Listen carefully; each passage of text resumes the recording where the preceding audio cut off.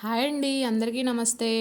ఈరోజు రెసిపీ వచ్చేసి పాలకూర పప్పు సింపుల్గా ఈజీగా ఎలా చేసుకోవాలో చూసేద్దాం. ముందుగా ఒక కుక్కర్ గిన్నె తీసుకునేసి దాంట్లో పప్పుకు తగినన్ని కందిపప్పు తీసుకోవాలి. చూడండి, ఇలా 1-2 సార్లు కడిగేసి ఇలా పెట్టుకోవాలి. ఆ తర్వాత పాలకూర కూడా కడిగేసి పక్కన పెట్టేశాను.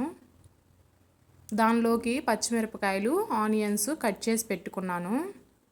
ఆ తర్వాత కట్ చేసుకున్న పాలకూరను వేసేయాలి.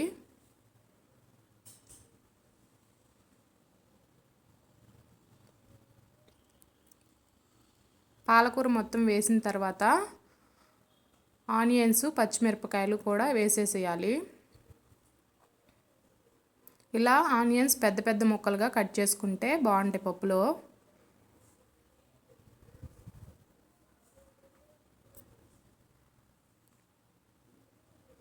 ఆ తర్వాత వచ్చేసి తగినంత జీలకర్ర వేసుకోవాలి.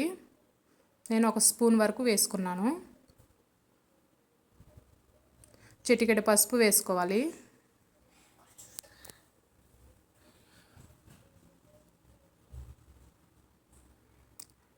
ఆ తర్వాత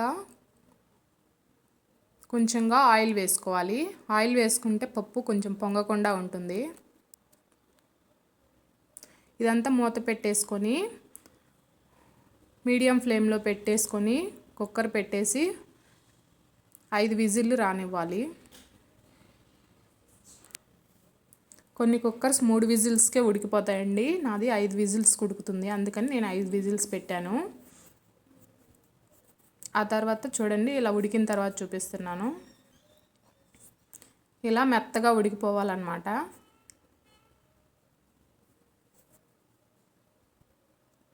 ఆ తర్వాత దీంట్లో కొంచెంగా ఉప్పు వేసుకొని మెదుపుకొని పక్కన పెట్టుకోవాలి. దాంట్లోకి పోపు కోసం ఆవాలు, జీలకర్ర, ఎండుమిరపకాయలు, కరివేపాకు వేసుకున్నాను. ఆ తర్వాత వెల్లుల్లి రెబ్బలు కూడా వేసుకున్నాను. ఈ మెదుపుకున్న పప్పులోకి ఈ తాలింపు వేసేసాను.